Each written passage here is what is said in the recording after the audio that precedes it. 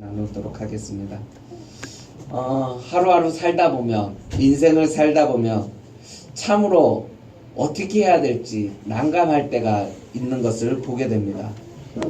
특별히 사랑하는 친구나 가까운 사람들에게 안 좋은 일이 생겼을 때 어떻게 해야 할지, 특히 대학 시험이나 취직 시험에서 낙방했을 때, 혹은 사랑하는 지인이 큰 병에 걸렸다는 소식을 들었을 때 아는 체 하면서 위로하고 격려를 해줘야 할지, 아니면 혼자 이 어려움을 잘 극복할 수 있도록 귀찮게 하지 않고 잘 잠시 내버려 둬야 할지, 이렇게 이러지도 못하고 저러지도 못하는 난감함을 겪을 때가 많이 있는 것을 보게 됩니다. 하나님이 우리를 대하실 때 이와 같은 난감함이 있을까요? 없을까요? 없을까요? 네.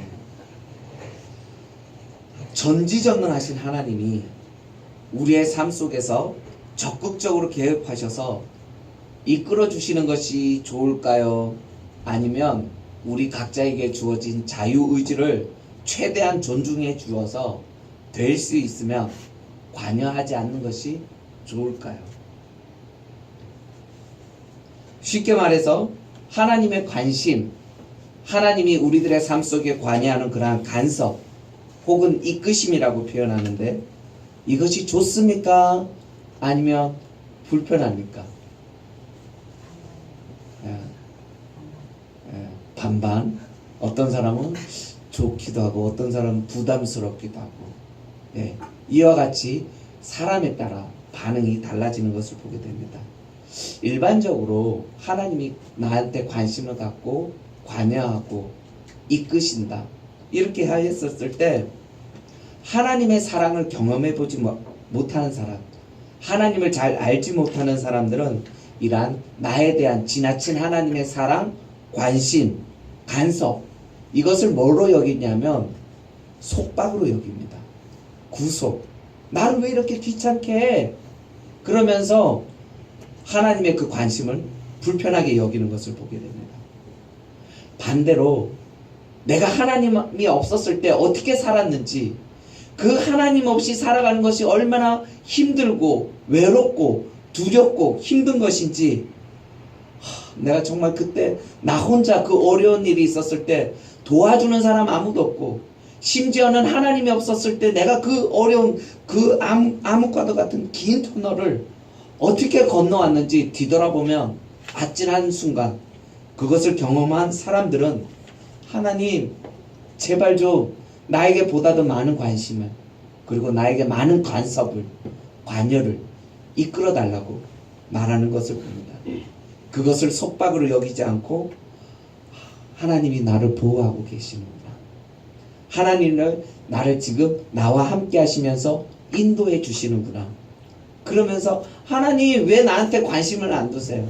우리 여정이도 지난번에 잠자리에 자는데 이 엄마하고 갑자기 대화하다가, 엄마는 나를 덜 사랑한다고, 오빠는 막 챙겨주고 여중이도 챙겨주고 나는 늘 아빠한테 맡기고 나는 싫다고 막 엄마는 날 덜 사랑한다고, 나에게 제발 좀 관심, 꼭 내 옆에서 자고 나 쳐다보고 자고 나도 안아주고, 엄마의 이런 관심, 오히려 그 속박을, 어떻게 보면 귀찮을 수도 있는데 그거를 되게 바라는데, 이렇게 말했던 아이들이 조그마한 5학년, 6학년, 중학생 되면 이렇게 안아주고 뽀뽀하면 막 짜증내고 귀찮게 여기잖아요.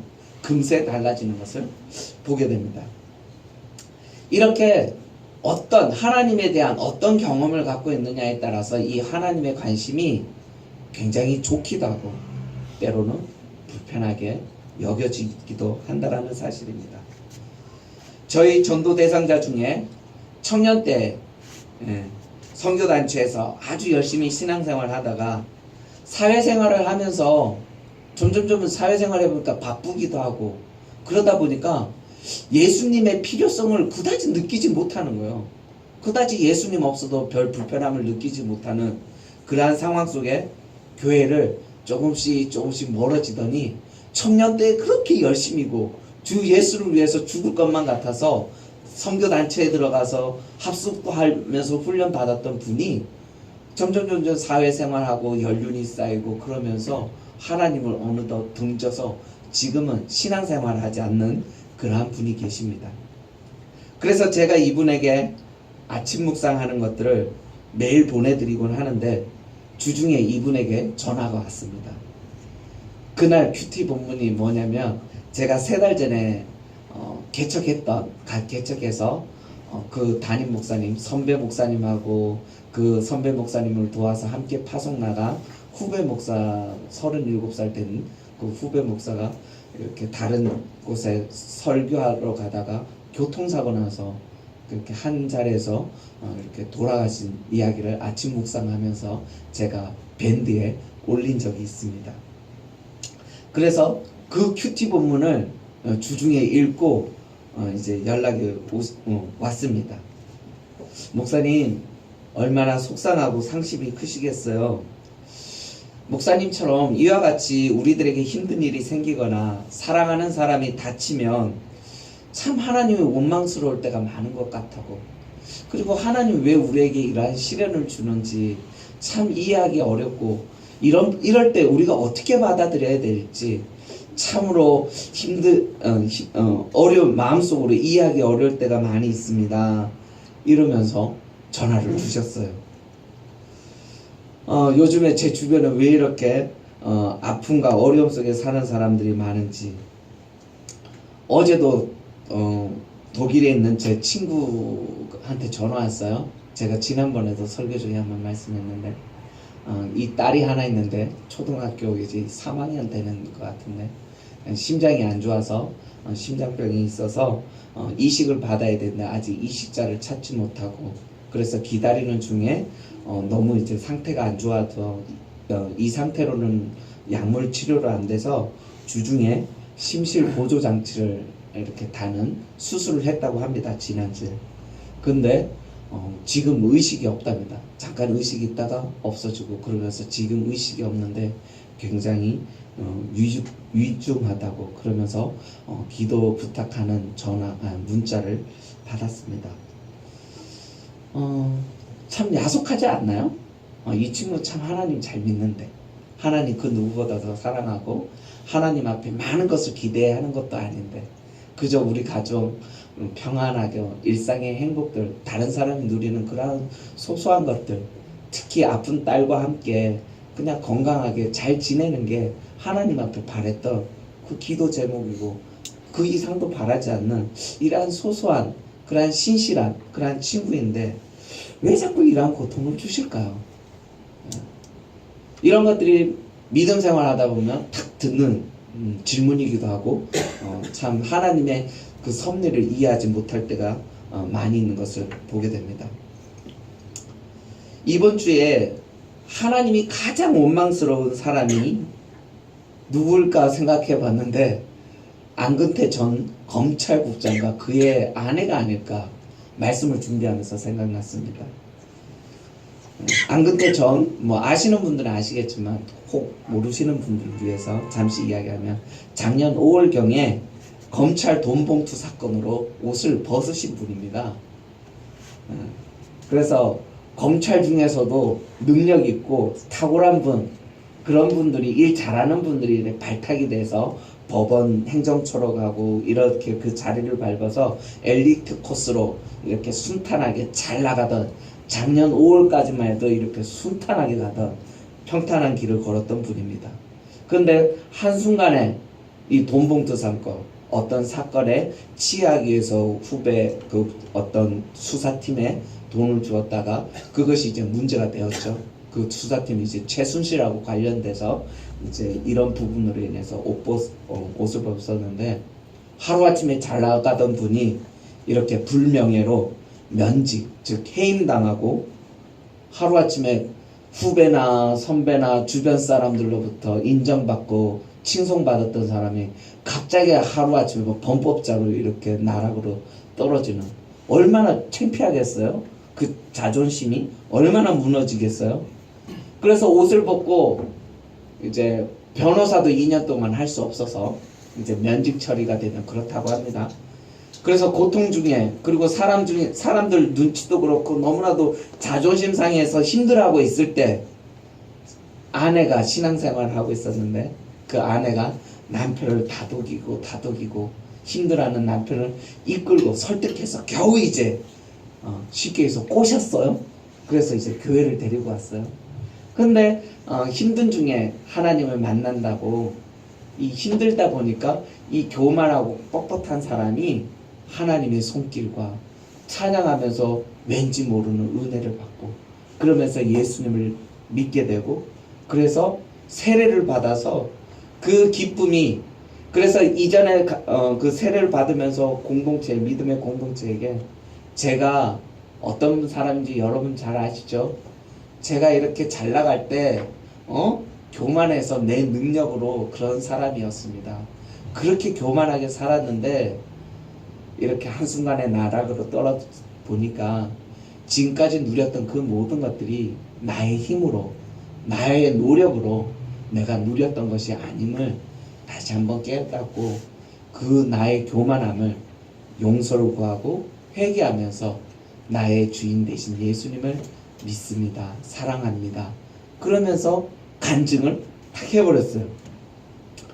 그런데 이 간증을 보고 느닷없이 이제 8년 전에 이 안근태 이 검찰로부터 상사로부터 이제 성추행 당한 이제 여자 후배 검사가 있었던 거죠.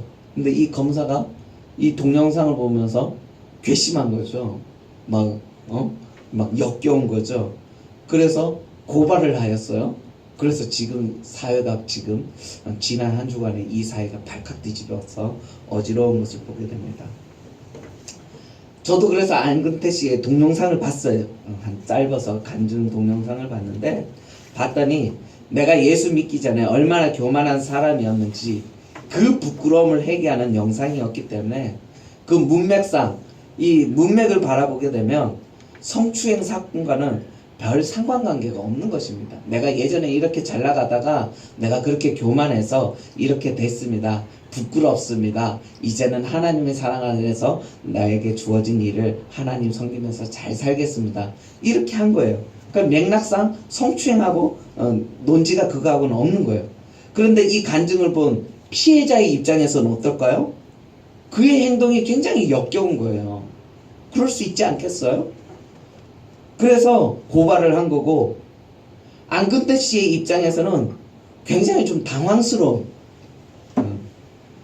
그 여검사 서기현 검사의 말처럼 하나님 앞에 용서 구하기 전에 지금 내가 당신 때문에 피해를 봤는데 내가 지금 당신 옆에서 고통당하고 있는데 나한테 와서 먼저 사과를 해야 되는 거 아닌가. 그 여검사의 말씀처럼 당연히 하나님 앞에 용서를 구하기 전에 사람에게 와서 용서를 구해야 되잖아요. 성경에서도 그렇게 이야기를 하고 나한테 오기 전에 너희가 다른 사람들에게 책망받을 일이 있거든 그거를 해결하고 주님 앞에 나오라고 그러잖아요. 예, 그런 거예요. 그런데 이 세상 천지에 누가 자신이 과거에 저질렀던 잘못들을 일일이 다 회개하면서 그 당사자를 찾아가서 사죄를 구할 수가 있단 말입니까? 내가 이제 막 그러면서 8년 전에 있던 것들이 다 생각이나 날까요? 그 사람이 저지른 잘못이 어디 한두 개일까요? 제가 보기에는 그거보다 더한 잘못도 했을걸요? 그 여검사 했던 것보다. 그렇게 수없이 많은 잘못들을 본인은 기억하지도 못하고 내가 한 행동이 상대방에는 그렇게 큰 상처였나? 그것마저도 인지 못하고 그냥 지나갔던 일들이 너무나도 많이 있는 상황에 갑자기 느닷없이 나한테 용서를 구하라 이 말에 아마도 안근태 씨는 굉장히 당황하지 않았나 생각하고 또 자신의 남편을 내가 이 한 영혼 구원하기 위해서 내가 얼마나 애썼는데 그러면서 남편을 위해서 중보기도 하고 남편을 위해서 하나님의 사람을 위해서 전도하고 중보기도 하면서 이렇게 세례받기까지 했던 그 아내의 입장에서 보면 다른 것도 아니고 하나님 앞에 영광 돌린다고 영광 돌리기 하기 위해서 간증을 했는데 그 간증 때문에 이런 어려움을 겪게 되니까 그 부인의 입장에서 하나님이 얼마나 원망스럽겠어요. 그렇지 않겠어요? 하나님 때문에 이렇게 됐는데 하나님이 보호해 주지 않고, 그리고 한 영혼이 천하보다 귀하다고 였는데 이제만 예수님을 믿으려고 하는데 딱 이렇게 해서 예수님 때문에 핍박받고, 이 사람이 이제 신앙생활 제대로 하겠냐고. 그러면서 아마 부인이 그 누구보다도 괴로워하지 않았을까, 하나님이 굉장히 원망스러워하지 않았을까 여겼습니다. 이 사건을 자칫 잘못 생각해보면 괜히 그냥 내가 뭔 복을 누리겠다고, 영화를 누리겠다, 그냥 살던 대로 살지 괜히 아내 따라가가지고 이런 봉변을 당하게 되었다고, 이런 수치를 당하게 되었다고 생각할 수도 있지만, 이런 생각 자체가 죄성에 물든 세상의 판단이라는 것입니다. 죄인들이 이런 생각들을 한다라는 것입니다. 사실 이번 일은 예수를 괜히 믿어가지고 간증을 해서 이와 같은 수치를 당한 것이 아닙니다. 자신의 몸속 깊숙하게 배어있던 그러한 죄악 때문에 빚어진 그런 불상사죠. 그런데 자칫 잘못하면 자신의 잘못 때문에 이런 일이 벌어졌는데 그것을 생각하지 않고 이 모든 것들을 하나님이 보호해 주지 않아서 하나님 앞에 원망할 수 있다라는 것입니다. 그것이 사단의 계략이고, 그것이 죄인들이 일반적으로 갖는 사고 방식이라는 것입니다. 전혀 생각지도 못했던 그런 자신의 과거의 죄악들이, 속속들이 이제 밝혀졌잖아요. 그때 이제라도, 예전에는 내가 간증을 할 때에는 나를 통해서 누가 구체적으로 어떤 아픔을 겪었는지, 상처를 줬는지 잘 생각나지 않았다가 당사자가 내가 당신 때문에 상처를 입었습니다, 이렇게 밝혀진 마당에 이제서 뒤늦었지만 이제라도 그 사실을 인정하고 당사자에게 가서 사죄를 구하는 것이 구원받은 자의 당연한 도리일 것입니다. 그렇기 때문에 우리의 일상의 삶 속에서 신앙인들이 오해하지 말아야 될 것들이 있습니다. 하나님이 나를 시험하기 위해서, 나를 연단시키기 위해서 이와 같은 고통을 주시나? 절대로 아닙니다. 하나님이 나를 시련해, 나를 더 크게 사용하기 위해서 멀쩡히 있는 나를 저 구렁텅이로 밀어넣는 그런 분이 아니라는 사실입니다. 그런데 우리는 반대로 생각하죠. 잘 나갈 때는 나의 능력, 하나님의 은혜를 주셔서 하다가 어려운 일이 있으면 하나님이 나한테 뭐 섭섭함이 있나? 이렇게 자칫 오해할 수가 있다라는 것입니다. 전혀 그렇지 않다라는 사실입니다. 이런 고난 중에서 이와 같은 어려움을 겪게 되면 그때 우리가 하나님을 찾고 찾을 때, 그때 하나님이 우리에게 찾아와 주셔서 은혜를 부어주시고 우리를 구원해 주실 것입니다. 하나님이 어떻게 역사하실지 믿음의 눈을 들고 그때 믿음으로 나아가야 하는 것입니다. 그것을, 그런 확신, 하나님이 이 상황 속에서 나를 가만히 내버려 두지 않을 거야, 하나님이 이 상황 속에서 나 혼자 어떻게 헤쳐나오라고 가만히 놔두지 않을 거야, 하나님 분명히 나를 도와주실 거야, 이러한 확신, 그것을 믿음이라고. 이 세상에 하나님을 기쁘시게 할 수 있는 것이 무엇이 있을까요? 여러분들은 무엇으로 하나님을 기쁘시게 하겠습니까? 하나님 기쁘시게 하고 싶죠? 내가 그럼 그 하나님을 무엇으로 기쁘게 할 수 있을까요? 아무것도 없습니다. 왜냐하면 하나님은 전지전능하셔서 부족함이 없는 분이기 때문입니다. 하나님의 부족한 부분을 우리가 뭘 갖다 드리고 뭘 헌신해서 하나님이 기뻐하는 것이 아니라는 것입니다. 모든 것을 다 갖추고 부족함이 없는 하나님을 우리가 무엇으로 기쁘시게 할 수 있을까요? 우리의 행위나 헌신으로는 하나님을 기쁘시게 할 수 없습니다. 그때 하나님은 오늘 본문 말씀에 이야기를 합니다. 나를 기쁘게 하는 건 뭐라고요? 뭐라고요? 6절 말씀에 한번 다 같이 읽어보도록 하겠습니다. 시작. 믿음이 없이는 하나님을 기쁘시게 하지 못하나니. 네. 믿음이 없이는 하나님을 기쁘시게 하지 못한다. 하나님을 기쁘시게 하려면 믿음이 있어야 된다. 그런데 그 믿음이 무엇이냐? 하나님에 대한 신뢰의 확신, 그것이라는 것입니다. 오직 하나님을 믿는 그 믿음만이 하나님을 기쁘시게 할 수 있는데, 그 믿음은 하나님 제가 믿습니다, 믿습니다, 이와 같은 믿음이 아니라 하나님이 나에게 주시는 그 믿음을 믿음이라고 하는 거예요. 이해가 가시나는 모르겠네요. 이런 거는 네. 네. 내가 믿습니다, 믿습니다, 이건 믿음이 아니에요. 그거는 그럴 수도 있고 개꿈일 수도 있고 아닐 수도 있고. 근데 이 믿음은 뭐냐면 하나님이 우리에게 주시는 믿음, 그 믿음을 보고 내가 그 하나님을 신뢰하는 그 확신, 하나님은 진짜 믿을 만한 분이야, 이와 같은 확신, 그것이 믿음이라는 겁니다.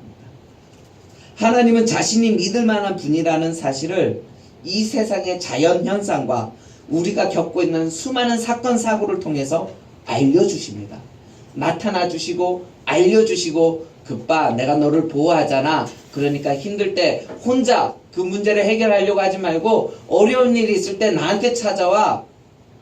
멍청하게 혼자 끙끙 앓지 말고, 알았지? 답답하게 그러지 말고. 이렇게 하나님이 힘듦을 겪고 있는 우리에게 나타나셔서 알려주신다는 거예요. 이게 신학적인 용어로 뭐라고요? 계시라고 부릅니다. 계시. 그런데 이와 같은 자연 환경을 통해서, 아니면 수많은 사건 사고를 통해서 하나님이 살아계심을, 하나님이 우리를 사랑하심을, 하나님이 우리를 도우실 만한 분이라는 사실을 하나님은 끊임없이 나타나 주시고 보여주시는데, 두 반응이 나타나요.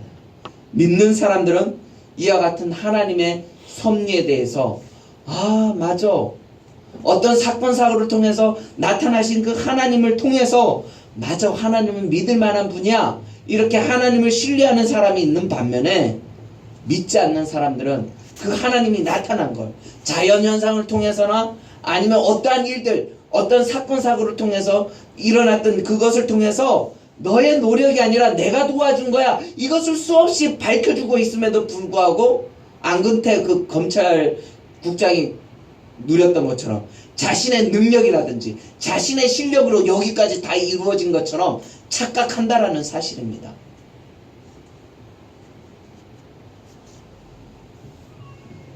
그래서 4절 말씀에 보면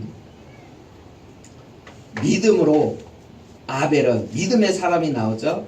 11장 4절에 보면 믿음으로 아벨은 가인보다 더 나은 제사를 드림으로 의로운 자라 증거를 얻었고, 5절에 보면 믿음으로 에녹은 하나님을 기쁘시게 하는 자여서 죽음을 보지 않고 승천하였고, 7절에 보면 믿음으로 노아는 100년 뒤쯤에나 일어날 일을 예견하고서 산 꼭대기에 올라가서 미친놈 소리를 들어가면서 방주를 만드는 것을 보게 됩니다.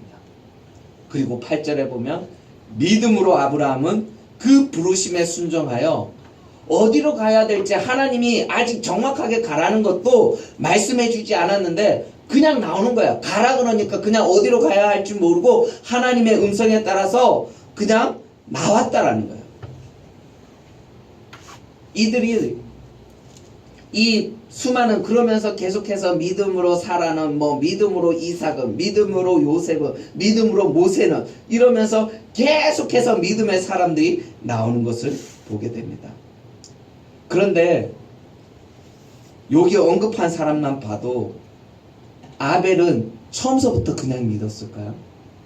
에녹은 처음서부터 하나님을 알았을까요?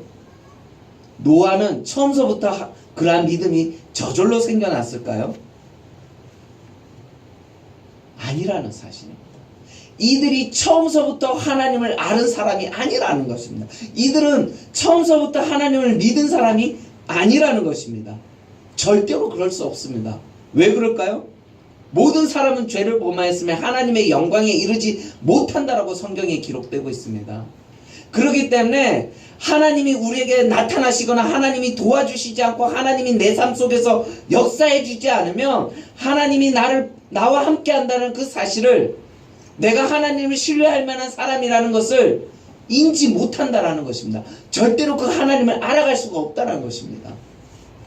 그러니까 믿지 않는 사람은 예수님 없이도 편안하게 살아가는 거 아니겠어요? 굳이 뭐 있으면 좋은지 없는지 모르겠지만 지금 당장 나 예수님 없어도 불편함이 없는데, 이러면서 많은 사람들이 예수님을 모른 채 살아가고 있다라는 것입니다. 노아도 그랬고 아벨도 그랬고 아브라함도 마찬가지라는 것입니다. 그런데 어떻게 됐나요? 이들이 어떤 사건과 어떠한 계기로 지금 믿음이 생겼다라는 거예요. 그래서 그러한 하나님과 어떤 그의 인생 가운데 어떤 시점에 하나님이 그들에게 역사하신 어떤 그러한 계기를 통해서 그들이 이제 하나님에 대한 확신을 갖고 하나님을 신뢰할 수 있는 그러한 믿음이 생겼다라는 것입니다. 그 믿음은 누가 주었을까요? 하나님이 주셨다. 하나님이 다 하셨다는 것입니다. 하나님이 이렇게 역사하지 않고 우리가 저절로 하나님이 믿을 만한 분이야, 내 생명을 다 바쳐서 헌신해도 아깝지 않을 분이야, 이와 같은 마음을 가질 분이 없다라는 사실입니다.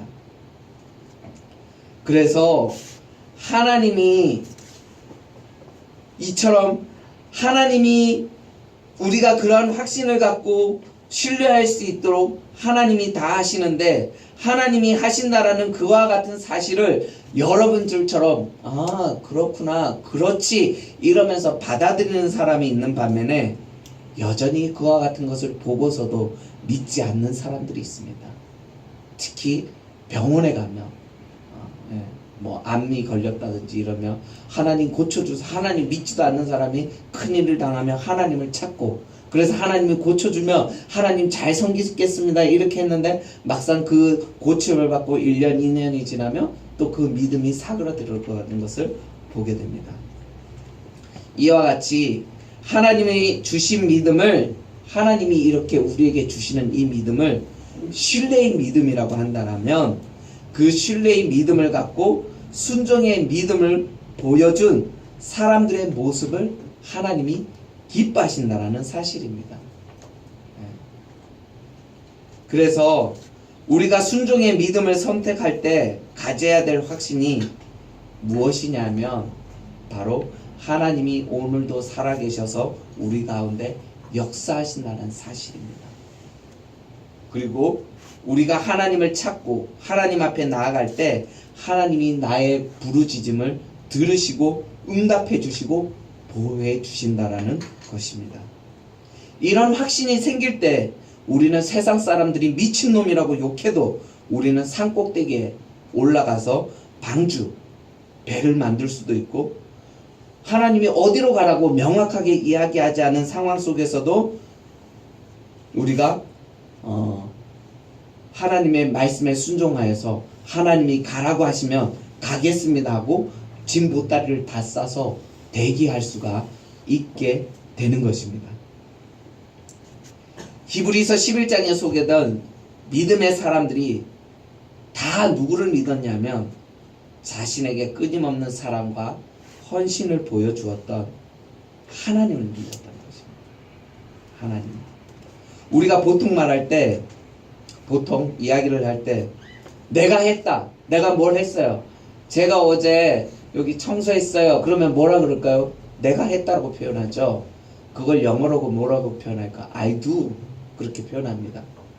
그리고 어제 최영진 집사님이 저기 실명 걸어서 복도에 제가 이렇게 썬팅지 붙이다가 벽이 너무 더러워서 집사님 너무 더럽네 했더니 본인이 다 닦더라고요. 그래서 보시면서 벽이 깨끗해졌을 거예요.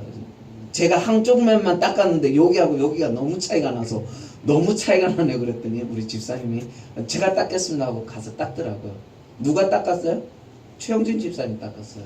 이럴 때 뭐라 그가 했다라고 표현하고 영어로는 he does 이렇게 표현을 합니다. 그런데 다른 사람이 한 것을 내가 보증서거나 확신을 쓸 때 쓰는 표현, 예를 들어 뭘까요?